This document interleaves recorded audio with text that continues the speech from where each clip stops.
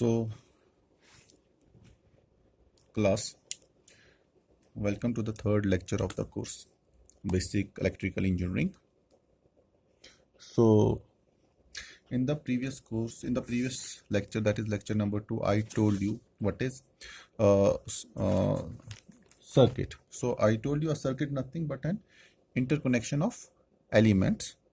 And what are elements? So, each and every component of a circuit, electrical circuit or interconnection, each and every component of a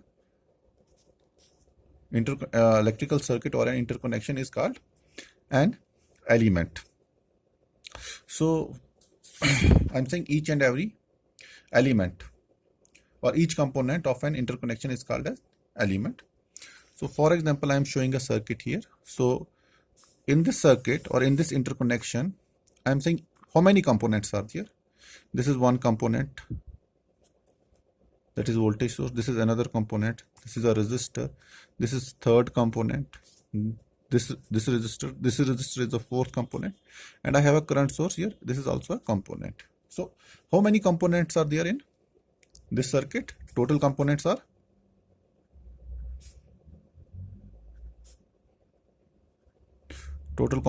are five. Okay, so there are total 5 components. So 3 are resistor, 1 is voltage source. This is the voltage source because we have the polarity plus minus, and 1 is current source. This is the current source. Current source is represented by arrow. If the arrow is in the upward direction, means the current is going in this direction from this current source. If the arrow is in the downward direction, here I will say,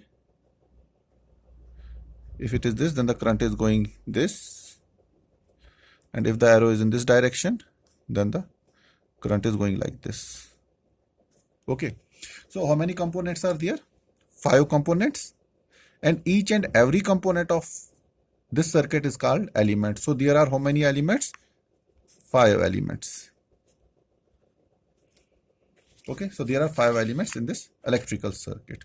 Now, as you can see, I will talk about the types of elements. So you can see we have voltage source, current source, and resistor. So they are different categories of elements. So if I will talk about the types of elements,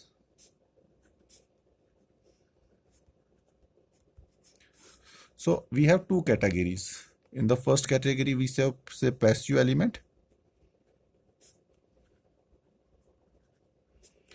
and in the second category is active.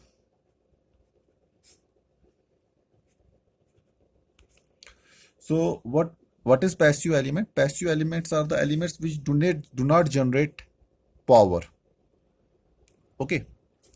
So examples are which do not generate power or not capable to generate power. Okay. So what are the examples of the components?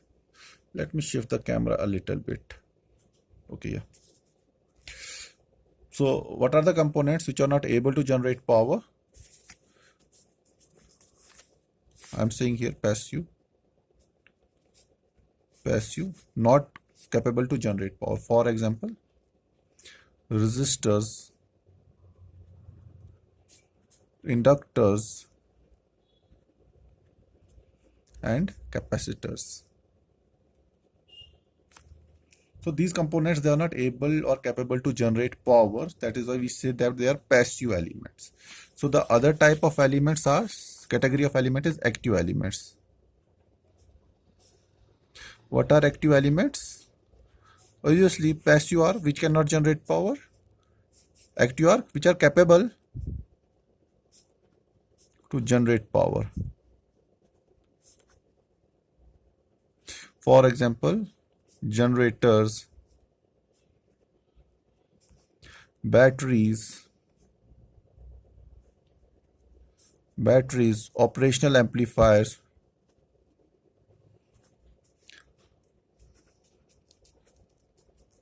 What are operational amplifiers? You will study that in your course signals and systems, okay, or network analysis. So I am saying the elements are categorized as active and passive. Active cannot generate power. Example are resistor, inductor, and capacitor. Whereas, passive cannot generate power. For example, resistor, inductors, and capacitor. However, active elements, they are capable to generate power, and examples are batteries, generators, and operational amplifiers. So let us talk about the most important or fundamental passive element, that is resistor. Okay. So what is resistor?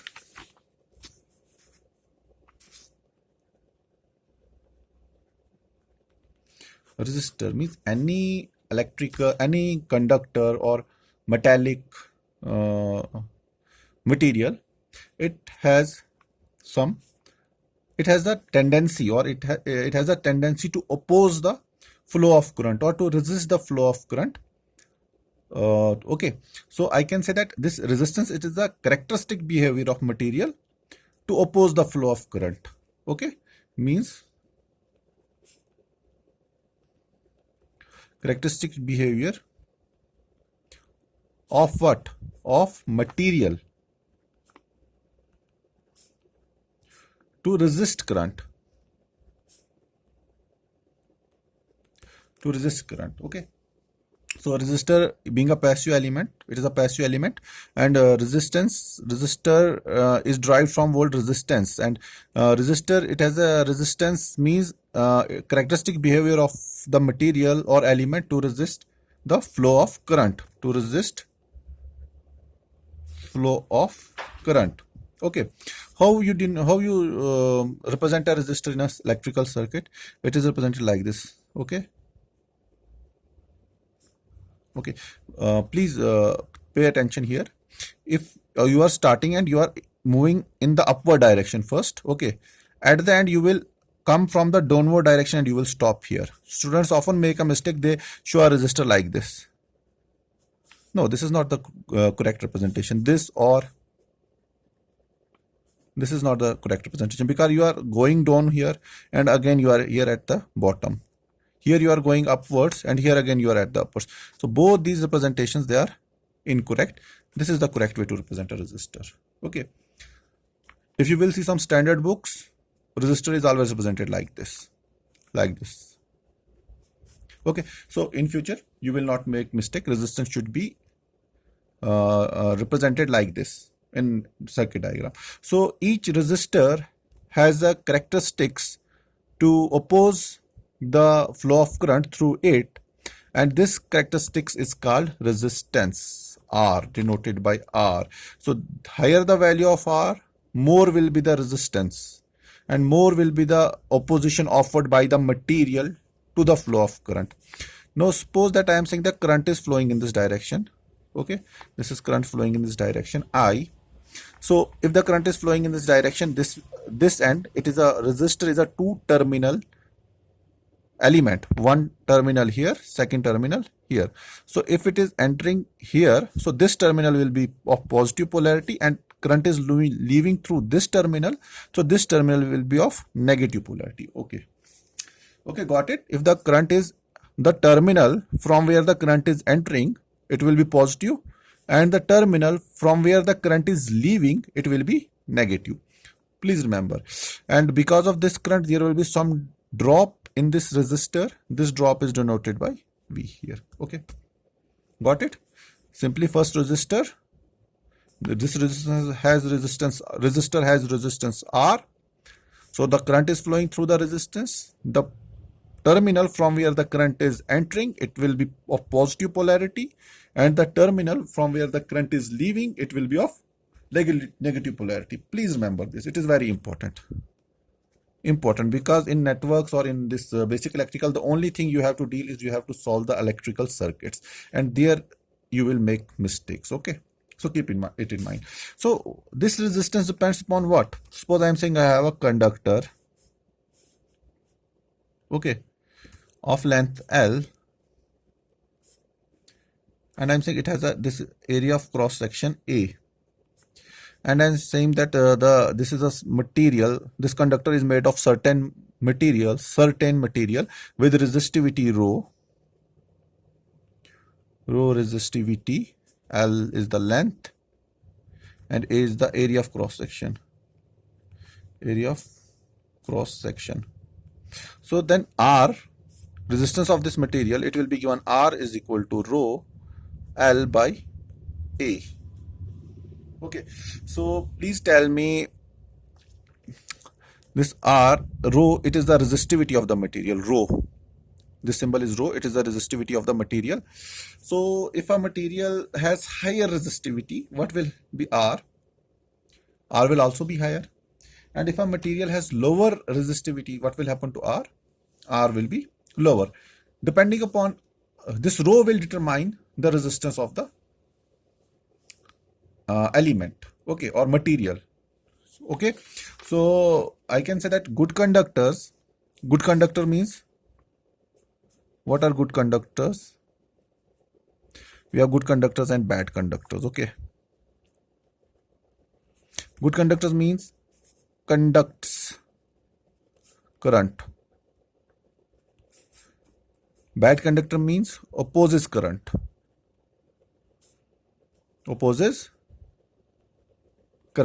So higher the resistance, more will be the opposition to the flow of current. Higher the resistance means higher will be the resistivity. So I can say good conductors resistance is lower, and in bad conductor resistance is high. Also in good conductor resistance depends on resistivity, means resistivity is low, and in bad conductors resistivity is high. Now I will show you a table of various materials like good conductors and bad conductors, and I will show the resistivity as well. For example, I will take, in case of good, I will take silver.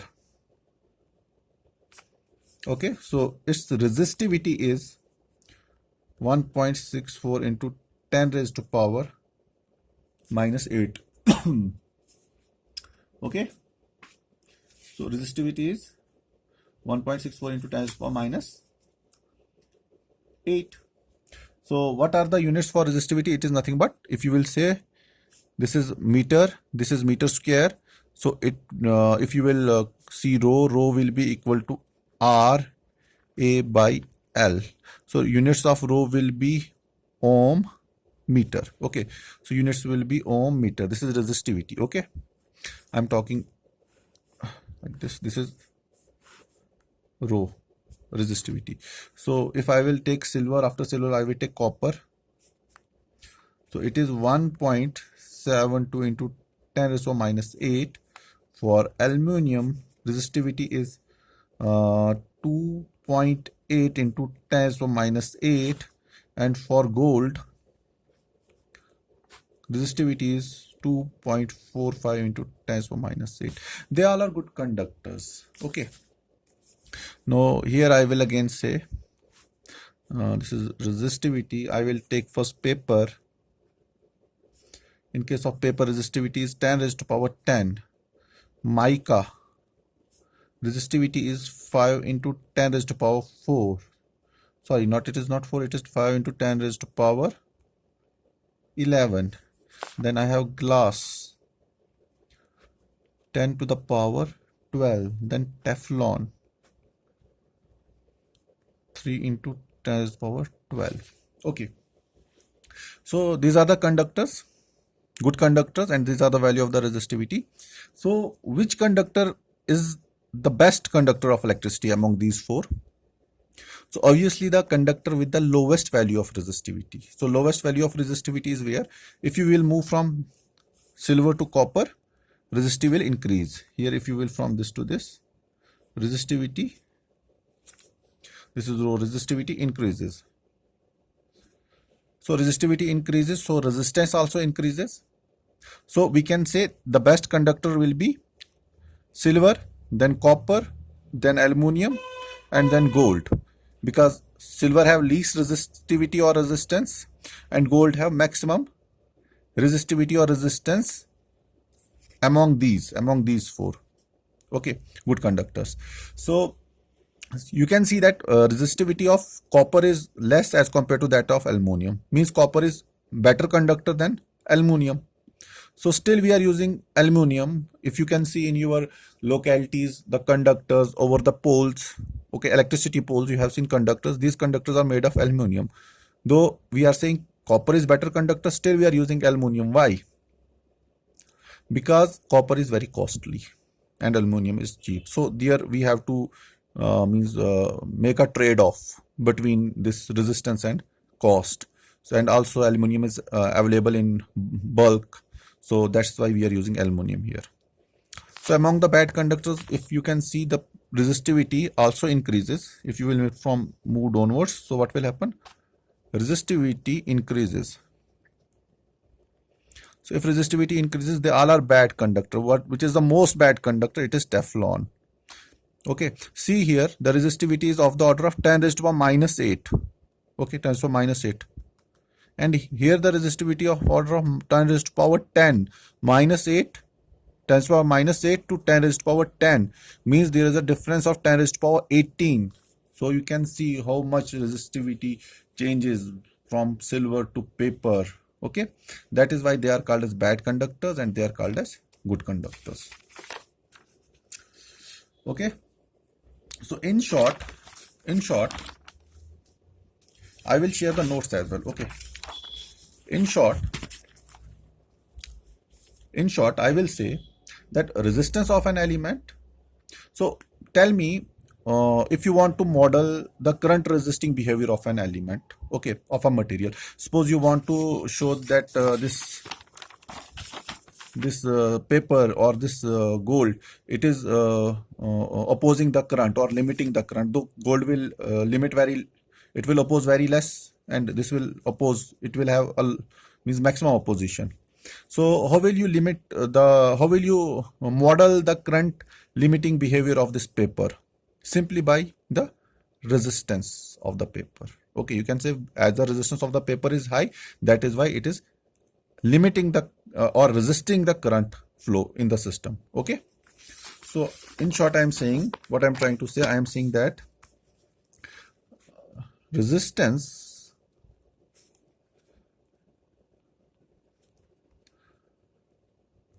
is used to model the current limiting behavior of material. So how will you model the current limiting behavior of material? Simply by the resistance. Okay, simply by the resistance. So if we have a resistor, what does Ohm's law say? Ohm's law say that the voltage across a resistor,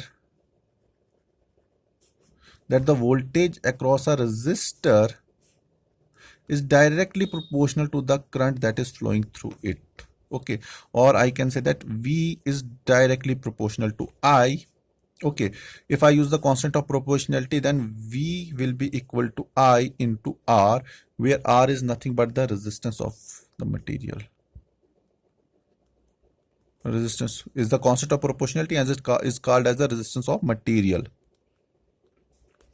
Okay, so what are the units of R? You must have read it in your 12th, 10th. Ohm. And how is ohm denoted? Like this. Okay, this is ohm. So R denotes the ability to oppose the flow of current. Ability to oppose the flow of current. Okay, so tell me, in this equation, V is equal to I into R. What if R will be equal to 0? If R will be equal to 0, I am taking a case of here, so I will draw a circuit here. Suppose this is plus, this is minus, this is R, sorry, this is R, and voltage across is this V, and this is I. What if this R is equal to 0? R equal to 0 means short circuit. It will be like this. Current I will flow. Okay, R is equal to 0 means no R. So what will happen? If R is equal to 0, substitute R is equal to 0. I, what will happen to I? I will be equal to V by R. If R is equal to 0, what will happen to I? I will become equal to anything divided by 0 will be infinite. Okay, means very large current. Means very large current. Very large current will flow. Okay, or simply in this equation put R equal to 0. You know, V is equal to IR. Put R equal to 0. If you will put R equal to 0, what will happen to V?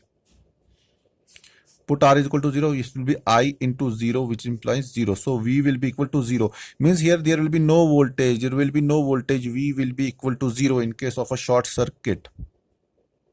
Okay. So on the other hand, you got it?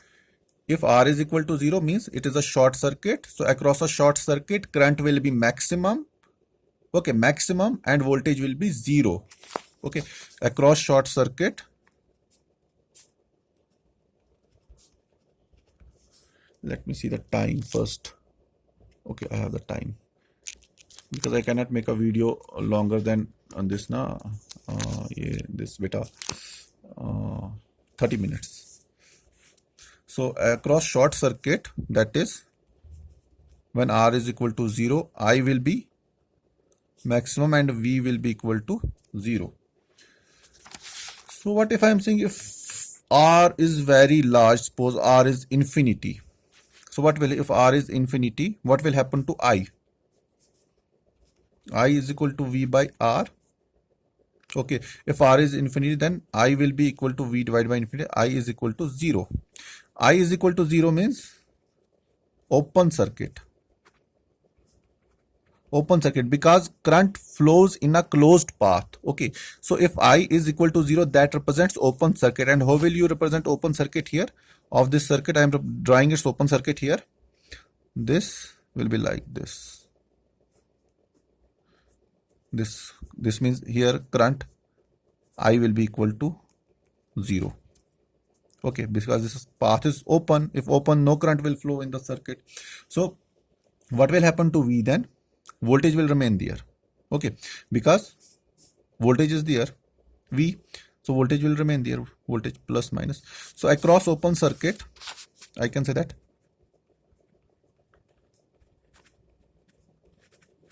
across open circuit, okay, means R infinite, I will be equal to 0 and I will be equal to 0 and V will be equal to voltage V.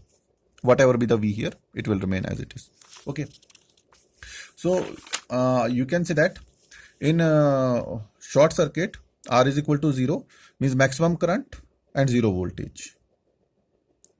However, in open circuit, when R is equal to infinite, current is 0, but voltage is not 0. Voltage is there. Okay, voltage is not 0.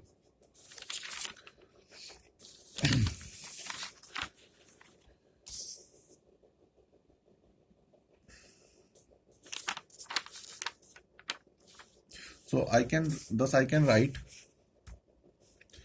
thus for open circuit, current is 0 because R is infinite, and for short circuit, voltage is 0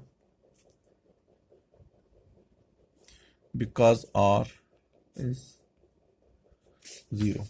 So diagrammatically, I will represent it like this: minus when R is equal to 0, V equal to 0, but current is there, I.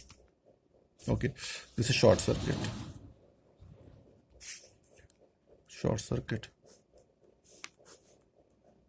This V is there, but I will be equal to 0 because R is equal to infinite. This is open circuit. So this was all about the open circuit and short circuit of the resistors, means Ohm's law. Now let us type about the types of resistor.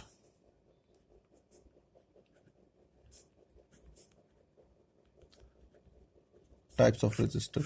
Resistors are broadly classified into two categories: fixed resistor and second variable resistor.